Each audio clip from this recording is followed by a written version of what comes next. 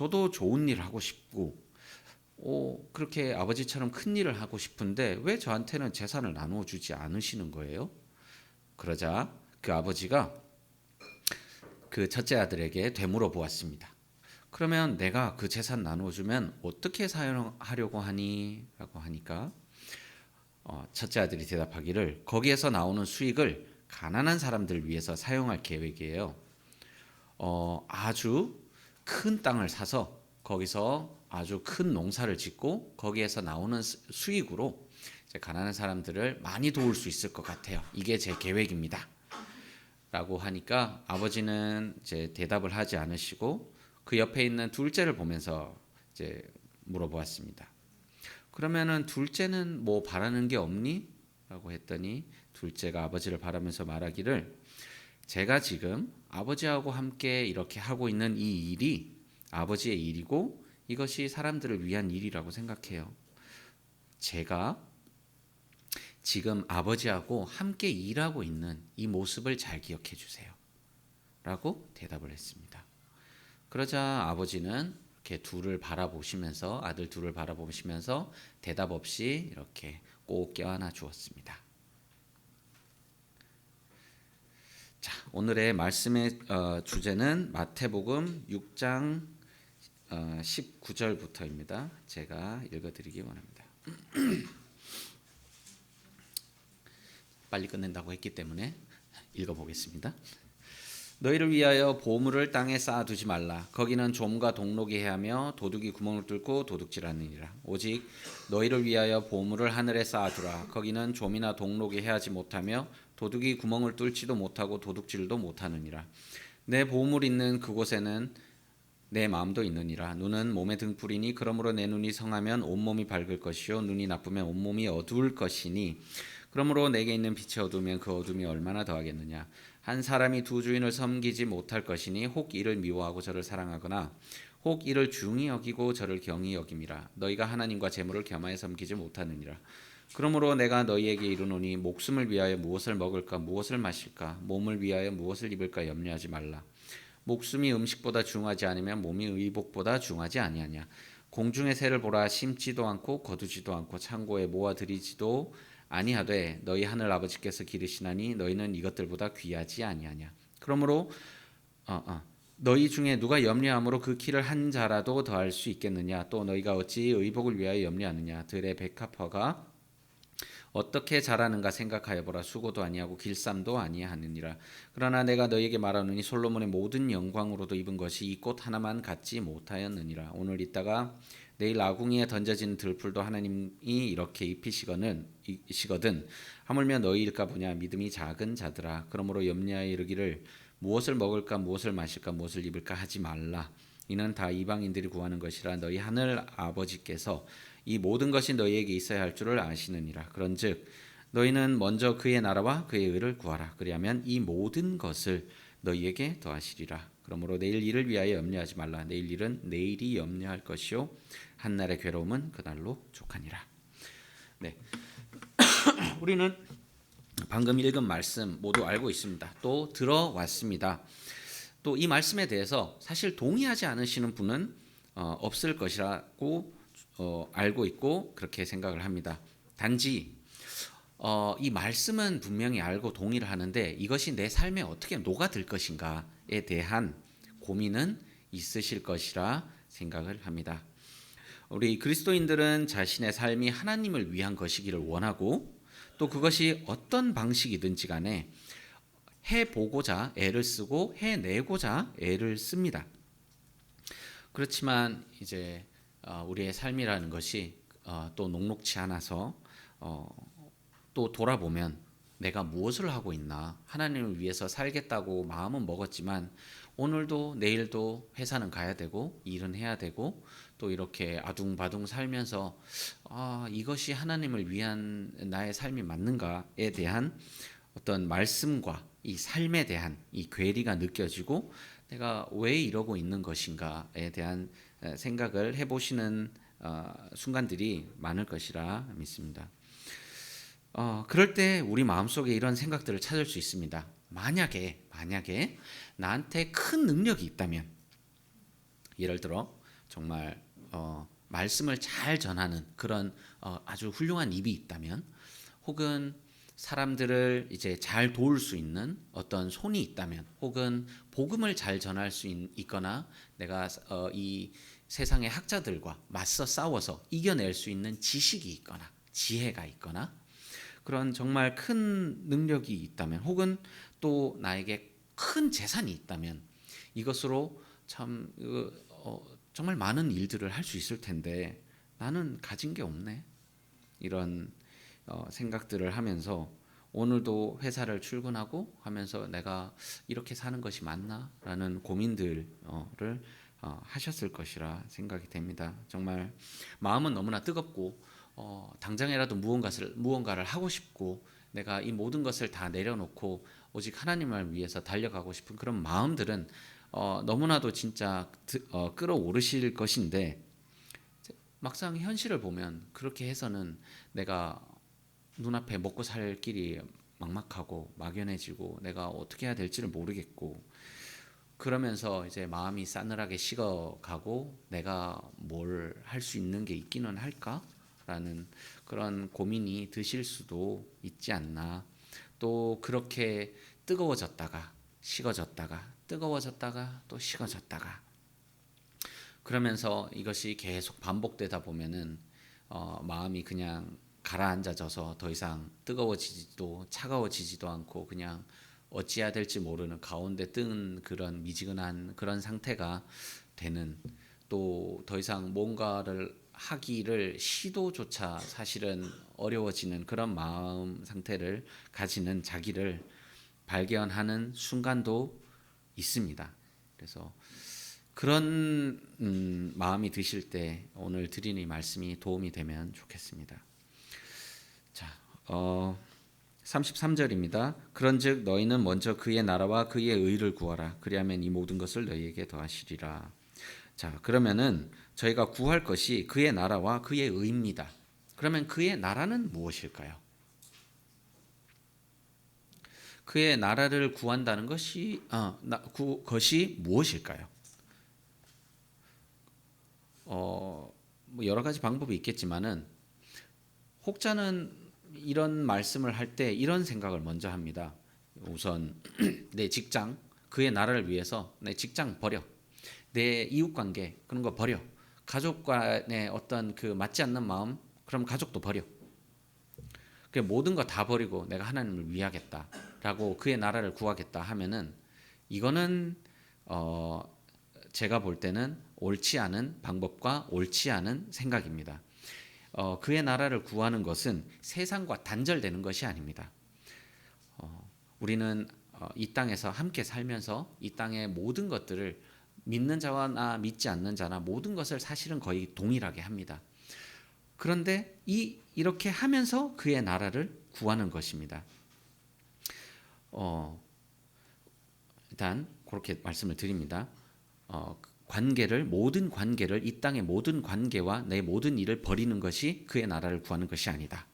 그리고 교회만을 생각하면서 모든 다른 일을 소홀히 하는 것이 그의 나라를 구하는 것이 아니다.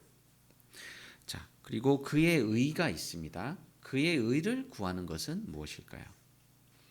그의 의를 구하는 것은 하나님의 말씀과 하나님이 무엇을 이제 말씀하시는지를 알고 그 말씀에 순종하는 것이 그의 의를 구하는 것이다라고 저는 말씀드리고 싶습니다. 또 요것과 헷갈리기 쉬운 것이, 그러면은 내가 착하고 선하게 살고 또 주변 이웃들에게 좋은 사람이 되면은 그것도 이제 하나님의 의와 관계가 있는 것이 아닌가, 그렇게 하면 되는 것이 아닌가, 좀 쉽게 생각하면 그렇게 하면 되는 것이 아닌가 생각하실 수 있지만, 저는 절대 착하게 사는 것이 하나님의 의를 구하는 것이 아니라고 말씀드리고 싶습니다. 왜냐하면 착하게 산다는 것, 선하게 산다는 것, 그것의 기준이 무엇입니까? 그 기준은 내 안에 있습니다. 나는 착한 사람이 되기 위해서 이렇게 행동을 하겠어. 그래야 착한 사람이니까.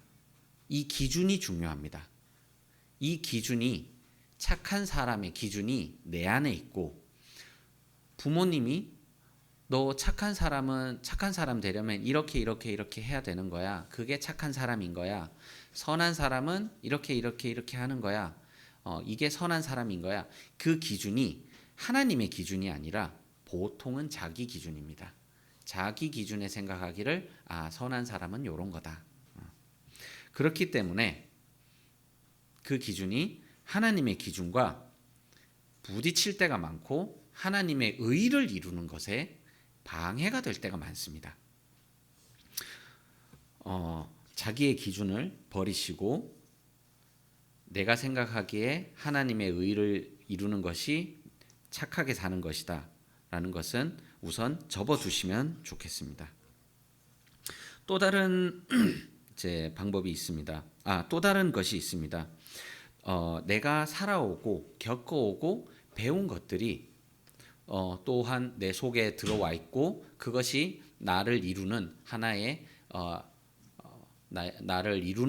덩어리가 되어서 그것이 하나님의 의를 이루는 것을 방해할 때도 있습니다.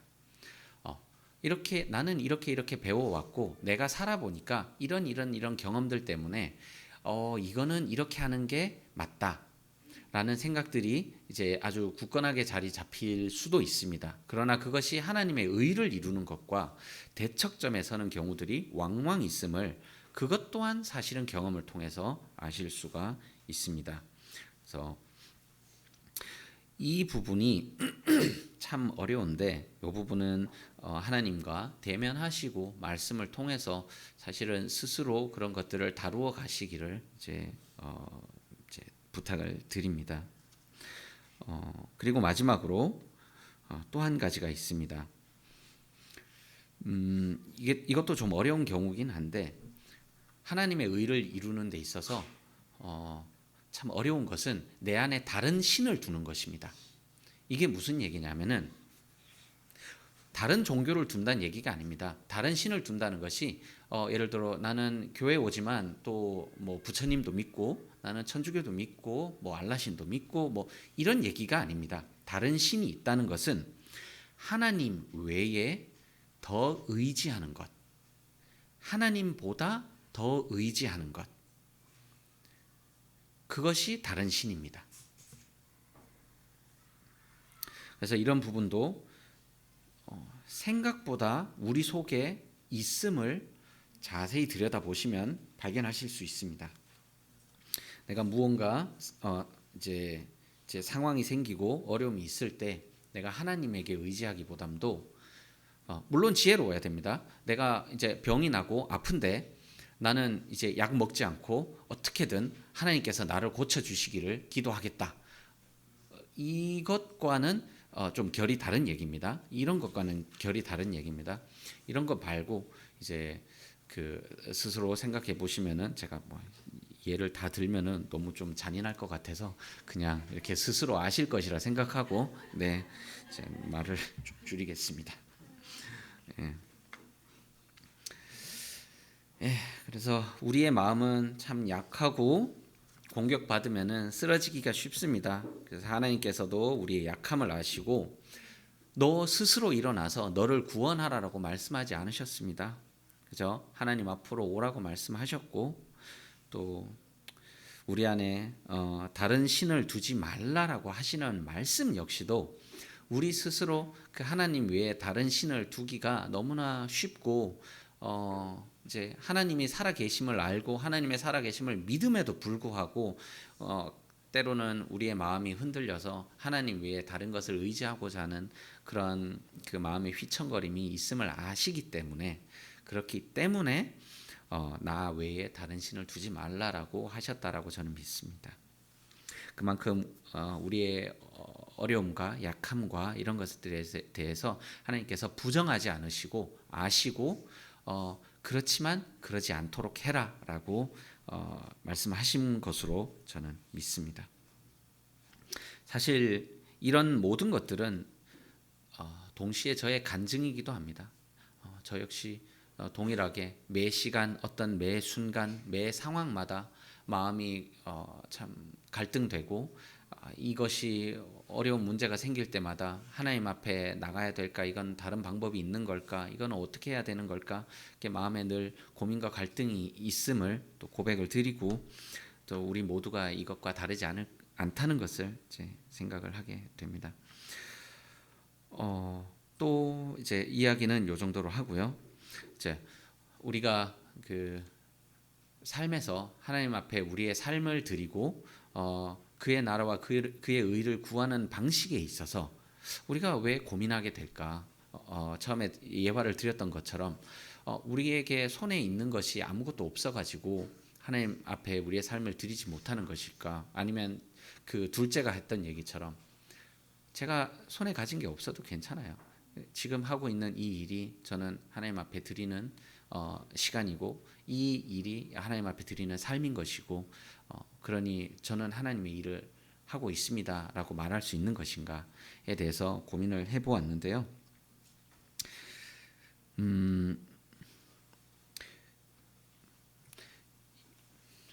좀 마음에 어려움이 있으실 수 있겠지만 이렇게 말씀을 한 가지를 드리기를 원합니다. 자, 우리가 어려서 공부를 왜 시작을 합니까?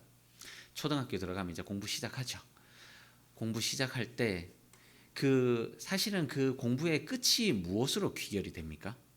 공부 잘하면 좋은 학교 가고 좋은 대학교 가고 좋은 대학교 가면 좋은 직장 가고 좋은 직장 간다는 것의 의미는 돈 많이 주는 직장 간다는 얘기죠. 그러면은 돈 많이 주는 직장에서 그곳에서 이제 좋은 신랑 신부감 만나서 같이 돈 많이 받아서 좋은 아파트 사고 좋은 차 사서 행복하게 살아라. 여기에 하나님이 있을까요? 돈으로 끝나는 거죠. 이제 여기에 저는 생각하기를 그 고리에는 이 인생의 이 고리에는 하나님은 없다라고 저는 말씀을 드리고 싶습니다. 그러면은 대안이 있습니다. 우리의 인생의 가치가 이 방금 앞에 말씀드린 이 고리를 따르게 되면은 우리의 인생의 가치가 어디로 귀결되냐면은 좋은 직장 잡아서 돈 많이 버는 것 이걸로 우리의 인생의 가치가 귀결이 됩니다. 그러면은 좋은 직장 잡지 못하면 1차적으로 좋은 대학교 가지 못하면은 실패. 그리고 좋은 대학교 갔는데 좋은 직장 못 잡으면은 인생이 실패. 좋은 직장 갔는데 연봉이 높지 않으면은 인생이 실패.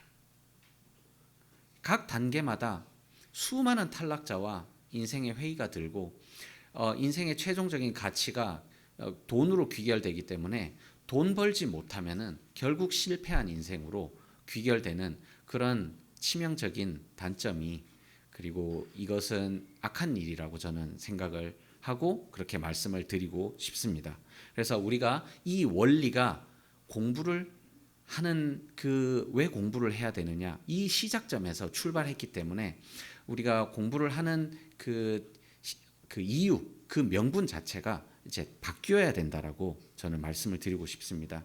이 공부를 해야 되는 명분은 돈을 많이 벌기 위해서가 아니라 내 인생이 하나님 앞에 잘 쓰이기 위해서 그 인생의 최종 목적지를 하나님으로 바꿔야 된다라고 저는 말씀을 드리고 싶습니다. 그래야지 사실은 우리가 하나님 앞에 기도를 할 때도 더 당당하게 기도를 드릴 수 있다라고 생각이 됩니다. 왜냐하면 이제 좋은 학교를 위해서 기도를 할 때 뭐라고 기도를 하게 됩니까? 돈을 보고 기도하게 되면 하나님 저 공부 열심히 했어요. 이 대학교 가게 해주세요. 이 대학교 좋은 대학교 가게 해주세요. 그럼 왜 가야 돼? 그래야 좋은 직장 가니까요. 그러면 하나님께 무슨 당당한 명분이 되겠습니까 이게? 그리고 이제 좋은 직장 갈 때도 하나님 저 학교에서 정말 열심히 공부했고 학점도 정말 잘 받았어요. 저기 직장 꼭 잡고 싶어요. 그래. 그럼 왜 잡아야 되지? 돈 많이 주니까요. 이게 참 아이러니입니다. 돈의 신을 쫓아가면서 하나님께 기도를 하는 겁니다. 이렇게 뒤돌아보면서 돈의 신에게 붙들려 잡혀가면서 하나님께 이렇게 돌아보면서 기도를 하고 있는 겁니다. 그럼 하나님께서 참 기쁘실 것 같지는 않습니다. 저는 아무리 봐도. 네. 그래서 제가 말씀드리는 것은 우리의 시작부터 잘못됐다. 그 시작이 잘못되었다. 그래서 그러면은 시작을 어떻게 하느냐? 내 인생이 하나님을 위해서 드려지기를 원한다면은, 그렇다고 해서 공부를 안 할 수 있느냐? 아니죠. 그런 얘기 아니죠. 그러면 좋은 대학교 갈 필요 없느냐? 그런 얘기도 아닙니다. 좋은 직장 추구하는 거 그거 하지 마라, 그 얘기도 아닙니다. 좋은 사람 만나서 좋은 가정을 꾸리고 좋은 집에 살 수 있죠. 그거는 아무런 문제가 아닙니다. 단지 제가 말씀드리는 것은 그 끝이 어디에 있느냐, 내가 무엇을 위해서 이것을 시작했느냐, 그것의 명분이 어디 있느냐라는 것을 저는 말씀을 드리고 싶은 겁니다. 예를 그러면 한번 드리겠습니다. 자, 그러면은 이제 제가 이제 공부를 시작하는 입장이다. 이제 들으시는 성도님들은 이미 공부는 다 지나갔고, 사실은 이제 직장도 사실은 지나갔고 뭐 많이 지나갔지만, 이제 처음으로 이제 돌아가서 말씀을 드리고 싶은 것은 하나님, 제가 공부를 열심히 해서 제가 사실은 아직 무엇이 될지는 모르겠지만은 제가 열심히 공부해서 하나님 나라를 위해서 제가 사명을 가지고 쓰임 받기를 원합니다. 그러니 저는 그것을 준비하기 위해서 공부를 열심히 하겠습니다. 네. 그리고 좋은 이제 학교를 위해서는 이렇게 또 말씀을 기도를 할 수도 있죠. 이제 그때쯤이면은 아마 무언가 이제 목표가 정해졌기를 바랍니다. 정해졌기를 바라서 아주 좋기로는 타협이라기보다도 우리가 이런 꿈을 가지길 필요도 있다라고 생각을 합니다. 하나님께서 정의로우시니 제가 하나님의 정의를 따라서 정의로운 법을 만들 수 있는 국회의원이 저는 되기를 원합니다. 제가 정의로운 법을 만드는 사람이 되도록 저를 인도해 주세요. 혹은 정의로운 판결을 할 수 있는 판사가 되고, 그다음에 이 땅의 악한 자들에게 법의 심판을 이제 할 수 있는 그 이제 검사가 될 수 있게 해주세요. 뭐 이렇게 하면은 사실은 이런 기도를 하면서도 명분은 있잖아요, 그죠? 명분이 있고 정말로 진심으로 내가 그것을 원한다면 그 마음에 내가 돈의 신을 따라가면서 그냥 입으로만 말하는 명분이 아니라 정말 이것이 하나님을 위한 일이고 이 나라를 위한 일이고 하나님의 의를 위한 일이고 하나님의 나라를 세우는 일이라고 정말 온 마음으로 동의하고 나아간다면은 이렇게 기도할 수도 있고, 또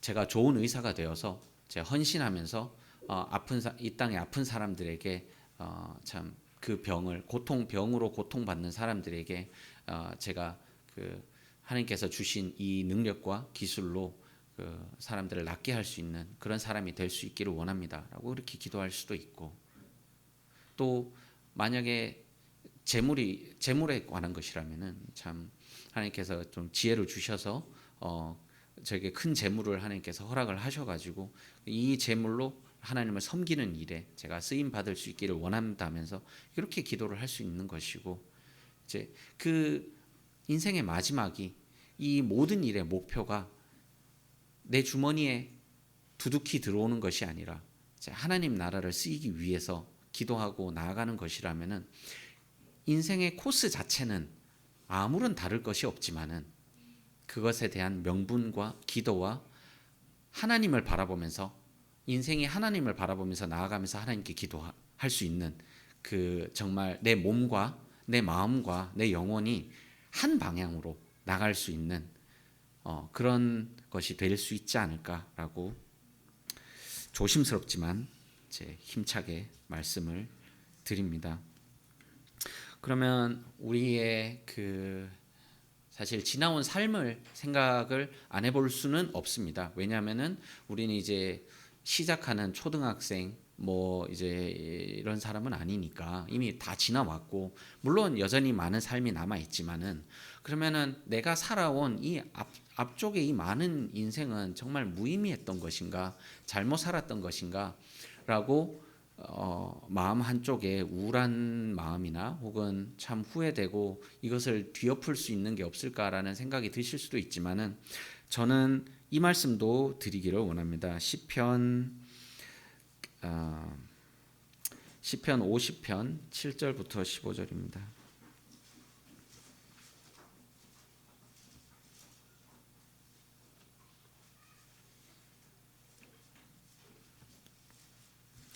하나님께서 이스라엘 백성들에게 대해서 하시는 말씀입니다. 이 말씀 자체도 있지만 이 말씀을 하시는 하나님의 마음에 대해서도 한번 생각해 보기를 원합니다. 7절부터입니다. 내 백성아 들을지어다. 내가 말하리라. 이스라엘아 내가 내게 증언하리라. 나는 하나님 곧 내 하나님이로다. 나는 내 재물 때문에 너를 책망하지는 아니하리니 내 번제가 항상 내 앞에 있음이로다. 내가 내 집에서 수소나 내 우리에서 숫염소를 가져가지 아니하리니 이는 삼림의 짐승들과 뭇 산의 가축이 다 내 것이며 산의 모든 새들도 내가 아는 것이며 들의 짐승도 내 것이미로다. 내가 가령 줄여도 내게 이르지 아니할 것은 세계와 거기에 충만한 것이 내 것이미로다. 내가 수소의 고기를 먹으며 염소의 피를 마시겠느냐. 감사로 하나님께 제사를 드리며 지존하신 이에게 내 서원을 갚으며 환난 날에 나를 부르라. 내가 너를 건지리니 내가 너를 영화롭게 하리로다. 요 내용을 이제 조금 더 풀어서 보면은 이 제사를 드리는 이 사람이 아마 그 어떤 넉넉한 풍족한 제사를 드리지 못하고 조금 제사를 드리는 부분에 있어서 좀 약한 것이 있지 않았나라는 생각을 해보게 됩니다. 그것을 보시면서 아마 그것을 그렇게 하면서 사람 마음속에 내가 하나님께 제사를 이거밖에 못 드리니 하나님께서 나를 싫어하실 거야 혹은 싫어하지 않으실까? 내 제사가 너무 약하고 내가 하나님 앞에 드린 것이 너무 얼마 없어서 하나님께서 나를 혼내지 않으실까라는 이런 마음이 있었나 봅니다. 그런데 하나님께서 말씀하시기를 나는 내 재물 때문에 너를 책망하지는 아니하리니 내 번제가 항상 내 앞에 있음이라. 이게 무슨 말씀이냐면은 네가 그렇게 드렸다고 해서 뭐 내가 너를 혼내진 않을 거야. 왜냐하면 밑에 내용을 보시면은 이 우주가 내 것이고 이 지구에 있는 이 모든 삼림이 다 내 것이고 하나님 것이고 그 안에 있는 가축들도 다 내 것인데 네가 그렇게 했다고 해서 내가 네 것을 다 뺏어버릴까? 내가 배고프다고 해서 너한테 가서 네가 얼마 안 줬으니까 네 거 다 내가 다 뺏어서 내가 다 먹어버릴까? 그런 걱정하지 말아라라는 것이죠. 그런 걱정은 하지 말아라. 그리고 더불어서 환난 날에 나를 부르라. 네가 어려울 때, 네가 고통스러울 때 나를 불러라. 내가 너에게 가서 너를 영화롭게 할 것이다.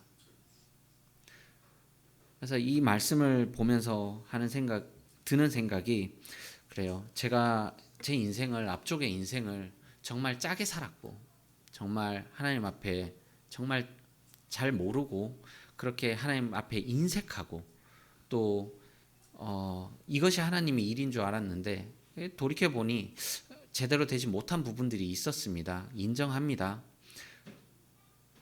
그러면 어떡하죠? 라고 할 때 하나님께서 그래 알지. 네 약함도 알지. 네 마음에 그런 것들도 내가 다 알지. 그렇다고 해서 내가 이제 와서 네가 가진 모든 것들을 내가 가져가진 않을 거야. 괜찮아. 그리고 또 힘든 일이 있을 때 내 앞으로 나와. 내가 너를 돕고 너를 영화롭게 할 거야. 라고 넉넉한 하나님의 마음을 저는 발견할 수가 있었습니다.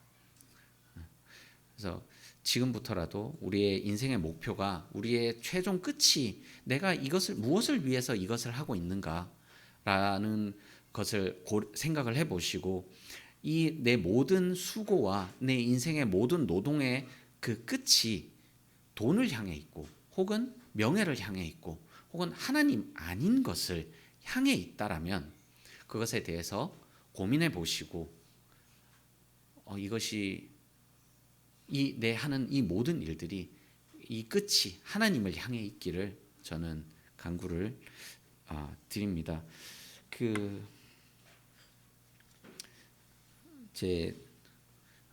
제가 청년의 시절에 같이 공부를 하던 분들 중에 한 분이 그런 이야기를 하면서 어려워하신 분이 있었습니다.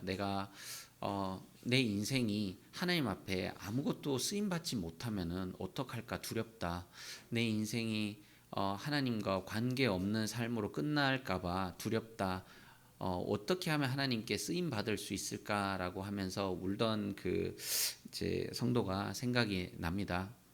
그런데 아마 지금 생각하기에 그분은 오해를 하고 있지 않았었나라고 생각을 합니다. 무언가 큰 일을 해야 하나님께 쓰임 받고 무언가 대단하고 무언가 눈에 띄는 일을 해야 하나님께 쓰임 받는 것이다라는 것에 대한 그렇게 생각을 하지 않았었나. 저는 그것에 대해서 단호히 오해라고 말씀을 드리고 싶고 하나님께서는 만드시기를 아주 큰 그릇도 만드시고 작은 그릇도 만드시고 뭐 항아리 같은 그릇도 만드시고 또 뾰족한 그릇도 만드시고 다 만드셨지만 가장 중요한 것은 그 그릇이 깨끗한가입니다. 깨끗한 그릇은 사용할 수 있지만 그 그릇이 아무리 크고 넓어도 더러운 그릇은 쓸 수가 없습니다. 그래서 스스로 나의 그릇 모양이 어떠한가에 집중하시기보담도 내가 하나님께서 쓰실 수 있는 깨끗한 그릇인가에 대해서 더 집중을 하시고 이제 그 삶에 대한 목표 역시도 그 마지막이 하나님이 있기를 이제 간구를 드립니다. 이상으로 모든 말씀을 마치도록 하겠습니다. 감사합니다.